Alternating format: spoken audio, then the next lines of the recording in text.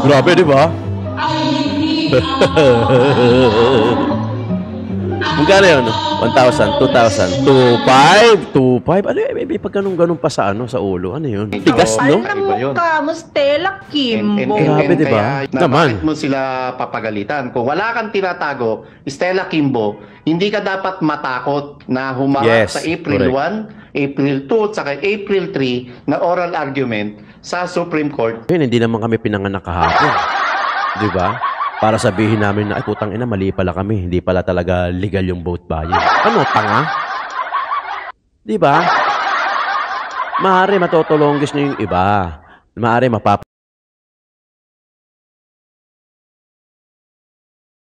Tunay na balita, walang kinakampiyan, sumasalamin sa katotohanan lamang. Kamusta kayo dyan mga kayon? Maraming salamat nga pala sa mga sumusubaybay at tumatangkilik sa Joe Malone TV para sa programa natin na Issue ng Bayan. Nating pag-usapan uli. Ako po si Joe Malone TV, ang inyong lingkod. Nagbabalita at dapat natin pag-usapan yung mga ganitong klaseng issue dahil naniniwala ang mismo ang Joe Malone TV na ito dapat yung binibigyan natin ng pansin, no? Ito dapat yung mga talagang binobosesa natin kasi parte tayo ng gobyerno na to. Whether we like it or not, nasaan ka man lupalop naroroon, minsan o mas madalas nagkikinig ka at naniniwala ka na ang Pilipinas may pagbabago pa at makakamtan pa rin natin yung tunay na ginhawa, lalo na yung mga overseas worker na mga Pilipino na nagpapakahirap sa ibang bansa, di ba? Pati na rin yung mga nasa probinsya, grabe, hindi rin madali ang buhay dyan, ha? Kaya shoutout sa inyong lahat, ha? Maraming salamat po sa pagtutok dito sa programa natin na Issue ng Bayan, ating pag-usapan. Joe Malone TV po ang inyong lingkod. At ito yung inihanda natin para sa inyo. Diyos ko, Santissima. Umpisahan na natin ang Lunes nyo nang mabibisit kayo. Ha? Hindi. Ano naman? At least ano yun. Kumbaga, mabibisit tayo in a way. At least nakalatag po na yung mga, sino yung mga talagang mga tiwali. No? Yung mga talagang umaabuso sa kapangyarihan, sa pera ng bayan, sa posisyon nila, 'di ba? Marami 'yan, nangyayari talaga 'yan. Totoong sa politika ng Pilipinas, nangyayari talaga 'yang mga ganyan. Okay? O isang like and share naman diyan mga kayon. Masaya na ang Joe Malone TV diyan. At kung hindi ka pa naka-subscribe, pwede kang mag-subscribe at i-click mo na yung notification bell para lagi kayo updated sa mga videos na ina-upload natin. Dahil marami nagko-comment diyan na bakit ngayon lang daw ako nag-upload, lagi naman po nag-upload ang inyong lingkod, Joe Malone TV. Yung pala, hindi pala sila naka-bell. Hindi naka-click yung kanilang bell icon. Naka-subscribe sila pero hindi naka-click yung bell icon. Okay? Paki-double check kung naka-subscribe na kayo. Tapos shoutout natin itong mga bagong members natin. Lito Javier, Manik Sangko, Franklin Porog, JU Production. Kung gusto nyo magpa-member, meron naman join membership dyan. May bayad dyan. Mura lang naman para doon sa mga gusto mag-share ng blessings, sa mga nakakaluwag-luwag, gusto nyo i-share yung blessings nyo, pwede naman kayo mag-join. Okay? Eto na. Pag-usapan na natin to. Diyos ko, Santissima, Santa Maria, Santa Ana, Santa Elena, Diyos ko. Bago yan, unahin muna natin to. Ang daming lumalabas na, alam mo yun, ginawa nilang content, lalo-lalo na yung mga BBM vloggers na yan. Yung pagpunta ni Tatay Digong sa Hong Kong, sabay na sabay kasi doon sa paglalabas ng warrant of arrest ng ICC, sinabayan nila.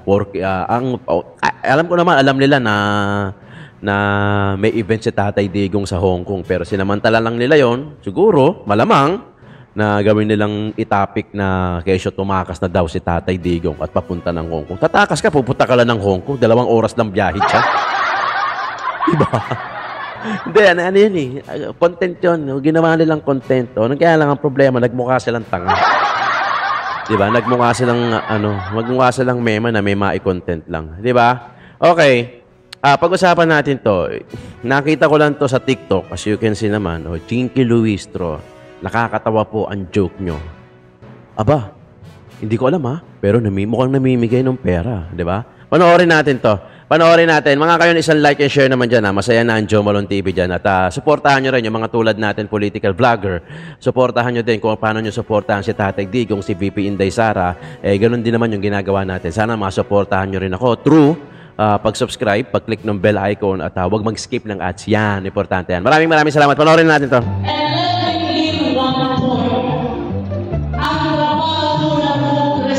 Grabe, di ba? Magkano yun? 1,000, 2,000, 2,500, 2,500. Ano yun? May pag ganun pa sa sa ulo. Ano yun? Pastor ba ito? Si Diyos ko. Yung banner sa likod, AX payout. AX payout. Okay. Yan natin, ha? 2,500. 2,500 ulit. Appear sa ulo. Ano ba yung bless? Yan yun, no? Hindi ko alam kung ano yan, pero obviously, nagbibigay ng pera. Siguro AX payout. Ito na nga yung sinasabi. Ito na yun eh. Feeling ko, ito na yun. Yung mga ganyang klase na, yung sinasabi ni VP Inday Sara, na yung vote buying, nakatago na, legal na siya, nakatago na sa pangalang ayuda. Hindi ko sinasabing vote buying yan, ha? Ang nire-relay ko, yung sinabi ni VP Inday Sara. Di ba? May no? Actually, totoo yung sinasabi ni VP Inday Sara. Totoo yun. Na yung ayuda, o yung vote buying, nakatago na sa pangalan ng ayuda. Ganun kalupit. Ganun kalupit. Ang nakakatanga ron, no? Ang nakakatanga doon, hindi, tayo lang nakakakita. Sila hindi nila nakikita, no? Yung mga taga-Comelec, hindi nila nakikita. Pero tayo nakikita na natin. Sabi, ano yan? Ano yan, kumbaga, video, baka sabihin nila. Syempre, may further investigation pa. Okay. Tama naman, may investigation naman. Pero sana mas mabilis yung kilos, 'di ba? Sana mas refine, mas fine yung kilos kasi kung tayo makakakita, 'di ba? Kung totoo man 'yun o hindi, 'di ba? Lagi ko sinasabi 'yan 'di ba? Totoo man o hindi. Lagi ako nagbibigay ng benefit of the doubt, pero sinasabi ko din na hindi tayo pinanganak kahapon, no? Na para hindi natin maintindihan yung mga ganung klaseng galawan, 'di ba? Kasi pero anong gusto mong sige pagbigyan natin. Anong gusto nyong isipin namin sa ganung klase? Di ba? Banner sa likod, AX payout. Di ba? Tapos, nagbibigay ng pera. Ano ang gusto nyong isipin namin, mga nakakapanood? Di ba? Tapos, very ironic pa na election ngayon. Di ba? Tapos, biglang may mga payout na yan. Di ba? Yan ang problema sa Pilipinas. Sa mga Pilipino. I'm sure naman, marami na, hindi naman ganun kahirap ang Pilipinas, naniniwala ako diyan. Hindi naman yan ganun kahirap. Yung mga tao, mahirap. Mas marami pa rin yung mahirap. Konti lang yung may kaya, konti lang yung mayaman. Sabihin na natin na ganun yung klase, ganun yung setup sa Pilipinas. Sana yung pagiging mautak, sana hindi ganun. Di ba? 2,500? Sige, divide mo yan. Ano ba tinatakbo nun? O sabihin na natin 3 years. So, 2,500 divided by 3 years. Sige, sabihin natin. Halimbawa lang. Ito, may calculator tayo. 2,500 divided by mo sa 3 years. That's 12, 36. Divided by 36. Ang pumapatak, 69.444 ang araw mo. Ano to? Very random to. Very random to. Sabihin na natin, sige, 2,500 yung panimigay. Congressman yung tinatakbo. Siguro, sabihin na natin, congressman. Lokal. Isang termino may 3 years. So, 2,500 divided by 36. Yung 36 months, 36 Tama, 36 months, 3 years. The equivalent to 69.444. So, sabihin natin 70. Round up na natin. 70 a day. Binenta mo yung boto mo. Di ba? Napakamura. Yung 70 pesos na yun, kayang-kaya mong kayang-kaya mong kitain yan sa isang araw. Tama, mali. Di ba? Di ba? Ito naman, pag-usapan naman natin ang magiting na soon to himas the rehas. Si Stella Kimbo, di ba? We received an information na galit ang isang Still Akimbo. Pinatawag daw yung mga taga-Office of the Solicitor General. Pinatawag saan? Pinatawag. Hindi kumpirmado kung sa Congress niya pinag-report or somewhere. Basta ang termino, pinatawag niya. Tapos, pinagalitan. Dahil ang rason ng kanyang galit ay bakit di umano hindi inopose ng Solicitor General Yung ang kautusan Supreme Court, ang ng kautusan Supreme ng Court. Supreme Court para i-demand ang kanyang appearance Sa oral argument. oral argument sa Baguio. BICAM anomaly. Sa Baguio yan, April 1, 2, 3. Papagalitan mo yung abogado ng gobyerno. Yes. Di ba? Ang Medyo tigas, no? Kapal ng iba yun. mukha mo, Stella Kimbo. Grabe, di ba? Kaya yung ibang tao ngayon sa Solgen office, hindi ko sinasabi doon na source, medyo dismayado ngayon. Na Naman. bakit mo sila papagalitan? Kung wala kang tinatago, Stella Kimbo, hindi ka dapat matakot na humarap Yes, sa April correct. 1, April 2, at saka April 3 na oral argument sa Supreme Court sa Baguio City. Eto patanong lang naming itotono. Ang hinihingi di umano ng isang Stella Kimbo ay kung papaano pwedeng hindi umattend sa hearing or i-delay ang hearing ng BICAM anomaly hearing sa Supreme Court until the campaign or the election is over. No. Dahil Kasi ang worry, maapektuhan daw ang kanyang kandidatura. Hindi mo naman Gaano katotoo na ang peg mo ngayon, Congresswoman Stella Kimbo, ay ipa-delay or delaying tactics ang gagawin mo para hindi ka maka-attend sa oral argument sa Supreme Court. Patay, di ba? Naiipit na ngayon, no? Naiipit na ngayon si Stella Kimbo. At hindi lang yan, sigurado maraming Well, depende sa tapang niya yan. Depende sa paninindigan niya yan. Kung maglalaglag siya ng pangalan, magda-drop name siya, magbibitiw siya ng mga iilang pangalan o talagang ipo-point out niya na si Technical Working Group o yung TWG ang talagang last touch. Ano yan Siyempre, magsasalita din yun dahil kasama sila sa appearance, sa nire-request ng appearance ng Supreme Court na sumipot sila. Yung TWG o yung Technical Working Group na di umano, sila yung parang tinuturo. O, di ba? Alam natin yan, subaybayan natin yan kay Attorney Vic Rodriguez. Napakasipag na ito ni Attorney Vic. Ngayon natin masasabi na successful. Bagamat pre-successful yung ginagawa ni Attorney Vic Rodriguez na hindi niya tinantanan yung BICAM. Di ba? Ano yun? Let's give him the credit. Di ba? Kasi siya naman talaga yan. Di ba? Pati sila, syempre, sila Congressman Ungab. Kasama na dyan, pati yung sa podcast nila. Pero si Attorney Vic Rodriguez talaga yung yung panayang live, panayang nagpupush, kumbaga, nagpupush about doon sa BICAM na yan. Stella Kimbo. Ano na namang klaseng strategy yan na bakit mo pinagalitan yung mga abogado ng gobyerno para i-oppose na i-delay di umano yung hearing mo nang sa ganun hindi maapektuhan yung campaign period mo. O, di ba? Kumbaga, ang gusto niyang palabasin, i-delay kasi estratehiya para nang sa ganun hanggang sa matapos yung election period na sa ganun ay mas madali na siyang makakapunta. Di ba? Kanya-kanya. Kumbaga, Santissima naman talaga, Mario Joseph. Hindi ko malaman. Obvious na, no? Pero obvious na, ginagawa pa rin tayong tanga. Diyan ka magpaliwanag, no? Diyan ka magpaliwanag, Stella Kimbo. Diyan ka magpaliwanag, diyan mo din ilabas lahat. Lahat, kung gusto mong ilaglag mo na dahil ikaw ang maiipit dyan. Di ba? Kumbaga, para maisalba mo yung sarili mo. Di ba? Kung may matira man na konting reputasyon sa pagkatao mo, Miss Stella Kimbo, iladlad mo na rin kung sino yung mga kasamahan mo o kung sino man yung may nag-utos sa'yo. Huwag mo na kaming gawin tanga.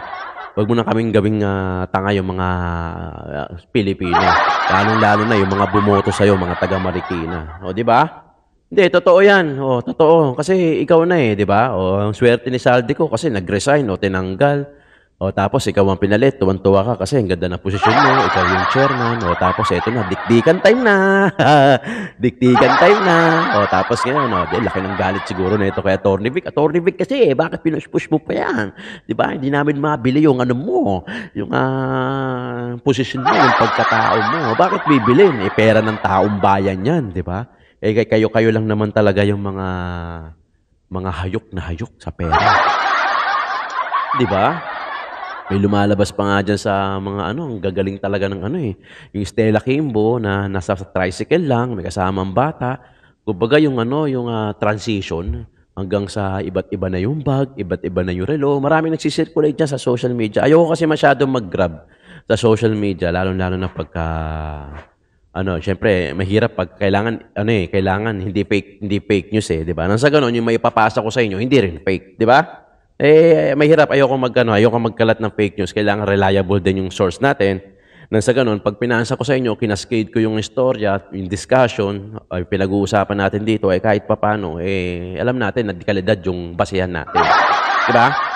Ang lupit, di ba? Ang lupit. O napanood nyo ba kahapon? Yung, event ni Tatay Digong, yung pasasalamat na event ni Tatay Digong. O pumunta rin si BP Inday Sara. Ando doon din yung SMNI. Ando doon din si Miss Cathy Binang, si Attorney Badoy, ando doon din. Okay, panoorin natin kung ano yung mga sinabi ni BP Inday Sara doon. Ay, ito muna pala, si Stella Bulet. Stella, pasok ulit. May rawang kasabihan na hindi natutulog ang karma at handa itong magbigay ng hustisya. Tapos ka na ngayon. Matapos pag-initan o pagtulungan si Vice President Sara Duterte, mukhang si Marikina Representative Stella Kimbo naman ang malalagay sa alanganin matapos opisyal siyang ipatawag ng Korte Suprema para sagutin ang questionableng 2025 national budget alinsunod sa petisyong inihain ng taong bayan. Ipinag-utos ng Supreme Court na dumalo hindi lamang ang Marikina Representative na si Stella Kimbo, maging ang ilang pang miyembro ng Technical Working Group ng Kongreso at Senado para ipaliwanag ang anomalya na bukod sa mga blankong pahina na nilagyan ng bilyong pisong pondo, bakit raw tila patuloy na naghihirap ang taong bayan, gayong bilyong pisong pondo naman ang inilalaang budget ng gobyerno. Mismo ang Korte Suprema sa pangunguna ni Chief Justice Alexander Gesmundo ang nagkumpirma na sa darating na April 1 hanggang 3 mangyayari ang oral arguments sa pagdinig sa petisyong inihain ng veteran lawyer at former Executive Secretary na si Vic Rodriguez na bukod sa bilyong pisong pondo, ipapaliwanag rin ng Marikina Representative kasama ng ilang miyembro ng Technical Working Group kung bakit nila zero subsidy ang PhilHealth at pinagpipilitang gamitin ang 600 billion pesos reserve fund nito na ayon mismo sa Universal Healthcare Act ay gagamitin lamang para ma-expand ng benefits at ma-reduce ang contribution ng mga miyembro ng insurance agency. Ipapaliwanag rin ni Kimbo at ng kanyang mga kasamahan ang maanumalyang pagtaas ng budget ng Kongreso na mula sa 16 billion pesos, tumalon ng 33 billion pesos ang budget ng House of Representatives. Gayun din ng Senado na mula 12 billion pesos, tumalon ng 13.93 billion pesos na malinaw raw na paglabag o isang constitutional violation. Panoorin ang buong detalyadong balita kung saan opisyal nang pinatawag ng Korte Suprema sa pangunguna ni Chief Justice Alexander Gesmundo ang controversial Marikina Congresswoman na si Stella Kimbo para ipaliwanag ang anomalya sa 2025 national budget. Tapos ka na ngayon. Tapos ka na. Sigurado, kung ako sa'yo, maglaglag ka na ng pangalan, mag-drop name ka na kung may inutusan ka man o may nag-utos sa'yo, huwag mo na sagipin mo yung sarili mo dahil iiwang ka din ng mga yan. Di ba? Stella Kimbo. Di ba? Ito, kapapasok lang, kakabasa ko lang. Yung ICC arrest warrant. Sabi ni FPPRD, okay lang, tatanggapin ko ang ICC arrest warrant. Okay? Yan na yung pinaka-latest, 10 minutes ago. Pinasok ko na dito. Pakinggan muna natin kahapon yung ilang speech lang ni BP Inday Sara doon sa, particular doon sa mga legitimate na ang vote buying na nakatago sa pangalan ayuda. Grabe, dinumog sila. Doon ko naramdaman muli kung paano dumugin. Nakakatawa, no? Pag si Bongbong Marcos, yung naglalakad, halos, ayan, kakaway-kaway, may assistant pa na sabi, palakpak kayo. Pero pagka kay Tatay Digong, no need. Yung mga crowd control, wala nang ganun. Wala nang nagka-crowd control. Talagang doon mo mararamdaman kung gaano kamahal ng mga Pilipino ang isang Tatay Digong. Ngayon, legitimate na ang vote buying. Nakatago siya sa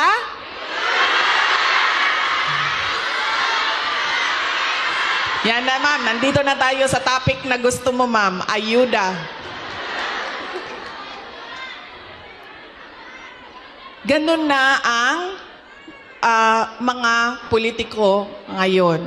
Dapat, sa darating na halalan, pag-isipan na natin ang ating iboboto. Yes. Sabi ko nga sa inyo, nadala na ako, na-scam na ako, nabudol na ako. Hindi ako mag-endorso ng kandidato. Kasi baka pagkatapos ng eleksyon, sasabihin nyo na naman, na-scam ba ya Inday Sara dahil sa iyo?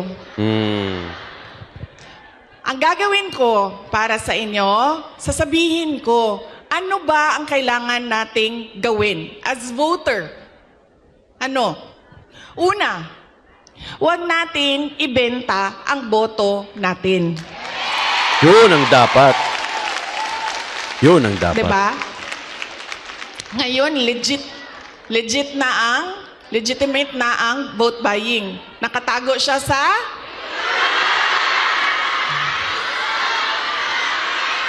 yan na, ma'am. Nandito na tayo sa topic na gusto mo, ma'am. Ayuda.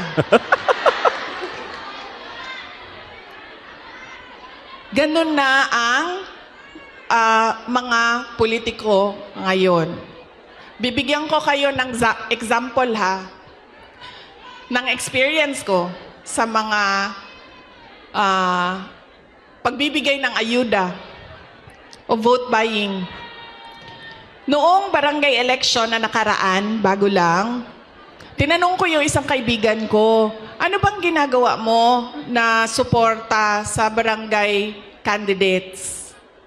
Tas sabi niya, ang ginagawa ko, humihingi ako ng tupad at AIX at binibigay ko sa mga barangay captain para ibigay nila sa supporters nila. So sabi ko sa kanya, okay, hindi ko magawa na ganyan yung suporta na ibigay ko sa mga local barangay candidates. Pero totoo yan. Hindi man pinag-uusapan, pero totoo yan na nangyayari. Nakikita nyo. Yan. Nakikita nyo yan doon sa mga probinsya ninyo. Kaya ang una, huwag natin ibenta ang boto. Pangalawa, pag tumingin tayo ng kandidato, yan, tingnan natin kung ano yung promises na plataforma ginawa niya o sinabi niya noon. Tapos, tingnan natin, binigay ba niya yung kanyang promise? 20 kilo na bigas. Saan? Sa Tagalog ng promise? Pangako. Pangako sa'yo? Binigay ba niya ang pangako niya sa'yo? O iniwanan ka lang niya sa ere? At sumama sa iba?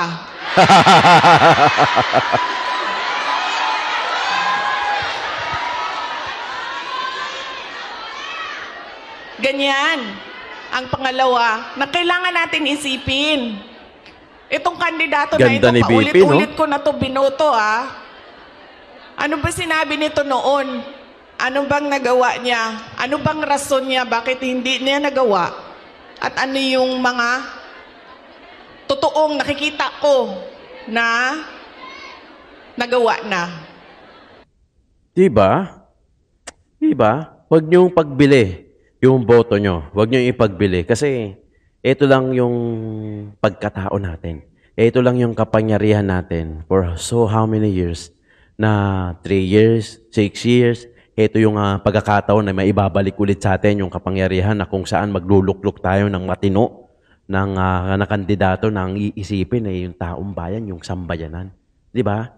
Itong PDP laban, itong tatlo na nasa lokal na nasa taas natin. Di ba? Pag-isipan nyo mga kayo na. Pag-isipan nyo kasi nakasalalay dito eh. Tama naman si BP Inday Sara. Huwag natin iboto. Kinumpitan ko na kayo. Di ba kanina? Kung 2.5 yung ibibigay sa inyo. Sa 3 years. 70 pesos lang, di ba? A day. 70 pesos lang binayaran kita sa isang araw.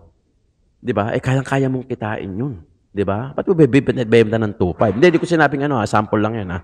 Baka mamaya mag-react yung mga, di ba? Sabi, wow, di ba? Paano yung, halimbawa, 2.5 sa presidente? Yun? Yung 2.5 divided by 6, 12, 72. 72. Di magkano lang lalabas nun? Sige, compute natin. Para kung 2.5, 6 years, divided by 72. Magkano lang? 34.72. Yun lang yung araw mo. Di ba? Yun lang yung araw mo. Tapos ang bonus nun, nahihirapan ka araw-araw. So may 34 pesos ka sa 6 years. Kung presidente man, tas 2.5 lang ang binigay sa'yo. 37 points. Sabihin natin 35. May 35 ka araw-araw. Di ba? Tapos ang kaakibat nun, yung paghihirap ng Pilipino. Yun ang free. Yun ang free nun. Di ba? Sa 3 years naman, 69.444. 70. 70 ang araw mo. Tapos meron kang kaakibat na 3 taon na paghihirap. Kung corrupt yung naiboto mo o yung pinagbentahan mo ng boto. Totoo yan. Totoo. Nangyayari yan. Nangyayari yan noon. Nangyayari pa yan ngayon. Nangyayari yan sa susunod na future. Hanggat hindi tayo nagde-decide na wag natin ibebenta yung boto natin. Ganun lang kasimple. May pattern na nga tayo eh. Nangyari na nga yan noon. Pinangakuan na nga tayo noon. Binoto natin. Napakulang. Tapos, eto na naman tayo ngayon. At malamang sa alamang, pag hindi natin ito binago, eto rin tayo bukas. Eto rin tayo sa susunod na taon, sa susunod na eleksyon, same lang, paulit-ulit lang. Payag ka na ba sa 2.5? Sa 70 a day? Sa 35 a day? Na araw-araw mo, tapos araw-araw kasi makukonsumisyon, 35 pesos, 70 pesos, hindi mo ba kayang kitain niya sa isang araw? Di ba? Kaya mo, higit pa. Kaya mo na nga ipalimos yan eh. Ipalimos mo yun sa isang araw, yung 70 pesos, saka yung 35 pesos. Makakakuha ka pa, higit pa. Di ba? Ba't ibebenta mo yung boto mo doon sa mga botante bumibili ng boto? Di ba? Na yun eh. Legal na yan. Vote buying. Legal na yan. Andiyan dyan lang yan sa paligid. Di ba? Sasabihin nila, anong ebidensya mo na legal? Di ba? Maaring babatuhin tayo ng ganyan. Ano sinasabi mo legal? Fake news ka naman eh. Di ba? Hindi naman na legal. Ayun, sinasabi na ni VP Inday Sara. Nirelay ko lang to. Galing kay VP, legitimate na daw ang pagbili ng boto nakatago sa pangalang ayuda. Kay VP Inday Sara galing, ang ating Vice Presidente. Saka wag nyo kami hindi naman kami pinanganak kahapon.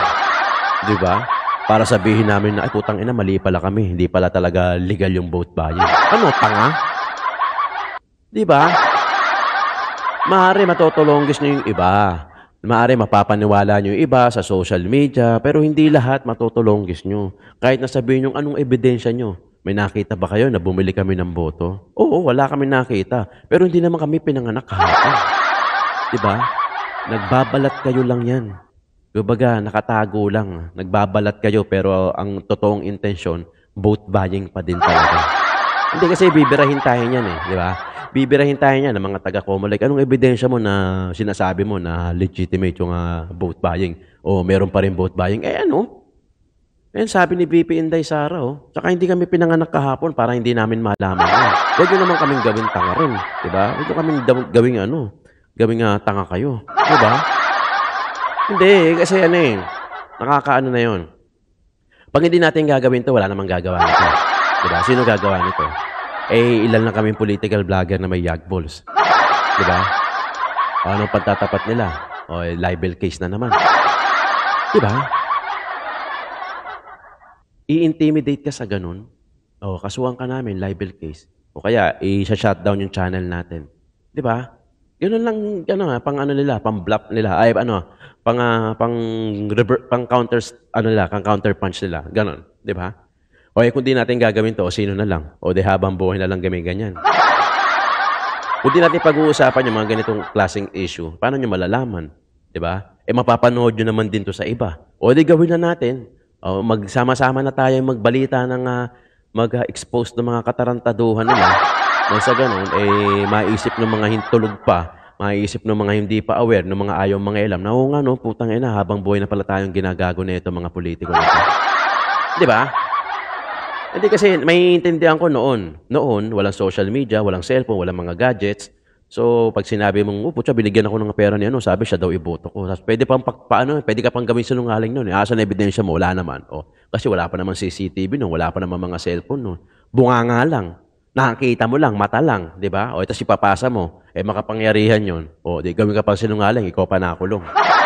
Di ba? Ngayon, may social media na. May CCTV na. Pwede mo nang picturean, pwede mo nang videohan, tapos expose mo sa SOCMED. May ebidensya ka na kahit papano na nasusuporta doon sa verbal na sinabi mo na, putya, binigyan ako ng 2.5 noon. No? Sabi siya daw, iboto ko. Ito ebidensya. Di ba? Noon, tikom na bibig ng mga botante. Noon, tikom na yung mata, nakapikit kahit nakakakita. Di ba? Walang naririnig kahit may tenga, nakakadinig. Di ba? May bibig pero hindi makapagsalita. Kasi nasasapalan. Natatapalan ng pera, nabibili yung boto. Ngayon, kahit paano, mautak na yung Pilipino. Maraming salamat sa mga gadgets, sa mga teknolohiya na bago, advance. Actually, late na, hindi ganun ka-advance tayo, di ba? Compared sa mga ibang bansa. Pero pwede na rin, di ba? Diyos ko. Sana hindi ito yung nababasa ko na predatory governance, na kung saan hinahayaan nila na mas mahirap ang isang bansa nang sa ganun, yung predatory governance, mai-apply nila. What if, di ba? Iwanan ko itong tanong sa inyo bago natin matapos. What if, na talagang ayaw tayo bigyan ng higher education, maliban sa mga private school, syempre.